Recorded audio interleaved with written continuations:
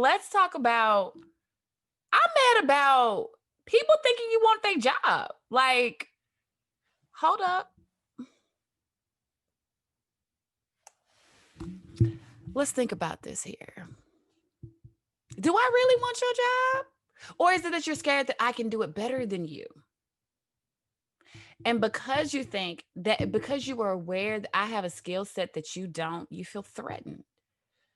If you guys are ever in a situation, let me give you a scenario. Like, this has happened to me. I have been in an environment where I was working with predominantly women. And in the environment of being in a predominantly women, there's this cattiness about being in that environment, that competition that, oh, well, she's going to get me and I'm going to be better than her. And I'm just going to make sure that I'm just here to make sure that I outshine her. Let me tell you something.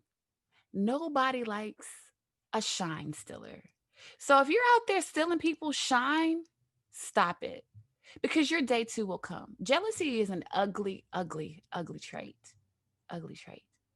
And being one of the women behind the behavior of being jealous, someone being jealous of their attributes. Now, please understand, not everybody is jealous of you, but you can distinctly tell when people are jealous of you, especially when they come for you and you don't send for them. Clear indication, absolute clear indication that that's what's happening. So don't think that everybody just hating on you. Like, you really have to do evaluation. You can tell, your spirit will absolutely tell you if the vibe is off in the room. And if the vibe is off in the room, you need to really pay attention.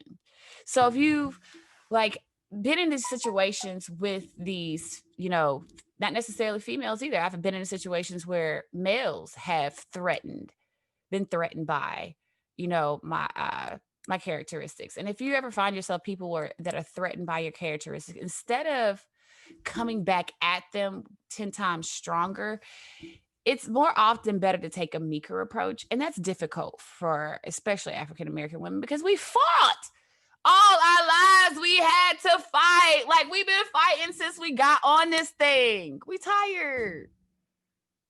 But one thing we're not going to do is allow somebody to take a spot that we feel is rightfully ours and that we've earned and that we've worked hard for. So because we worked so hard for it, we're going to do everything to protect it. And especially when it comes to providing for our livelihoods.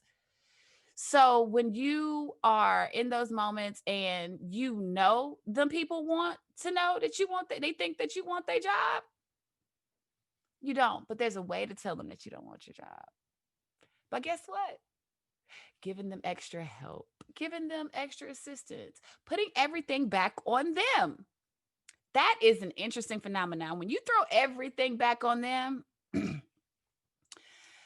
the atmosphere changes. So instead of when they're giving you, people in your environment, matter of fact, let's just say you have a superior that is jealous of your talents.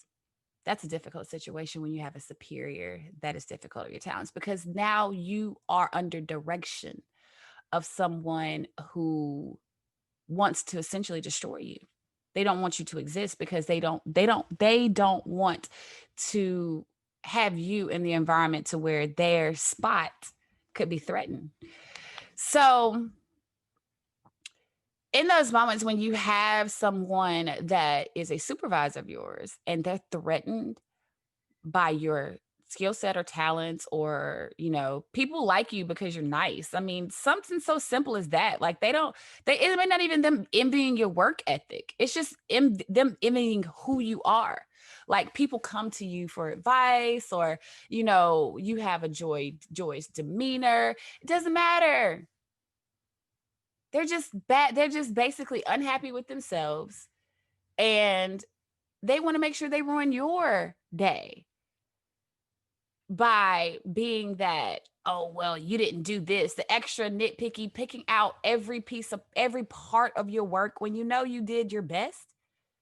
That's a big slap in the face. Like, you've done your best with something, and someone comes back and says, oh, it's not good enough. That's when you reevaluate your values and where you place your value.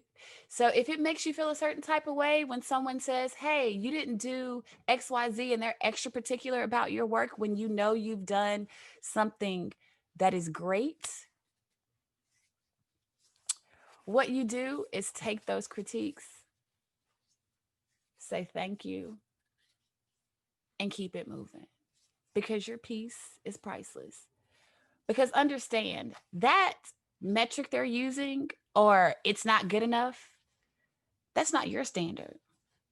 And you always have to keep that in mind. Don't own anyone else's thoughts, emotions, or actions. If they are theirs, let them own it. So for them to say to you, well, this isn't good enough. Yeah, well, it's not good enough for you. But who are you besides my supervisor or a leader or a coworker or even a friend? Who are you? You're not me. And only person that can define my value is me. And you don't have the right to do that. So when they find out that you realize that they don't have the right to do that, change will occur. Like you'll see a change in your office, they'll see, or your environment. You'll see that change of people realizing, hey, maybe I should leave this person alone because they are actually a good person. I just need to leave them alone. Or maybe they don't. But after a while, they're going to stop coming for you in such a manner because they know they may have to sit down somewhere and take several seats, not just a couple. And I know we're in COVID right now. I'm talking about RFK Stadium seats. Okay. I need to get them to take several. So, how do you actually come in when you come into those moments? Let's think about this. People thinking you want their job. I started this off with, people wanting your job, but also you must think about people just thinking you're wanting something that they have. It all roots down to jealousy. Like today, I'm mad about that because these people think I want their job. I don't want their job. I don't. I don't care less to have your job. Boy, you look miserable. Like, why would I want something that was going to make me unhappy? Yeah, I'll pass on that. So you take those moments where someone thinks that they're doing you a big, oh yeah, I'm really coming for her or him or whatever. Sis, sit back. Be cute, sis. You know how to be cute. It's hard sometimes. It really is. It is really hard to be cute. But when you master cuteness, and I'm talking about cuteness in the godly manner, that is the most satisfying and free feeling that you ever can have. So when you have those moments where somebody thinks that you want something they got or you want their job or whatever, you sit back and be like, you know what? No. Mm-mm. As long as I got 2 feet on this ground, I can still stand. So this week, just know, keep your feet planted. Don't let anyone shake you. You got this. Sure enough, people are out there wanting to get what you have, but guess what? It was divinely ordained and given to you. So nobody else can take that. And especially your peace. So when you're in environments where people want something that you have, just realize that. Don't allow them to give them your peace. And then on top of that, they don't get to define how great you are. Remember that. You don't define greatness. So when they don't get to define your greatness. So because they don't get to define your greatness, don't allow them to.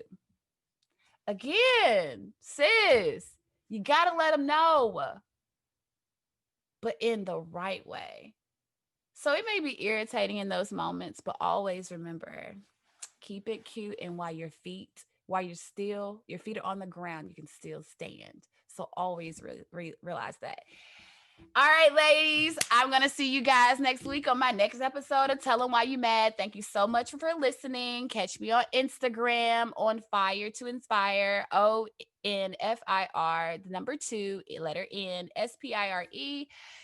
Facebook, Twitter. Check me out. My website, Blacklight Coaching.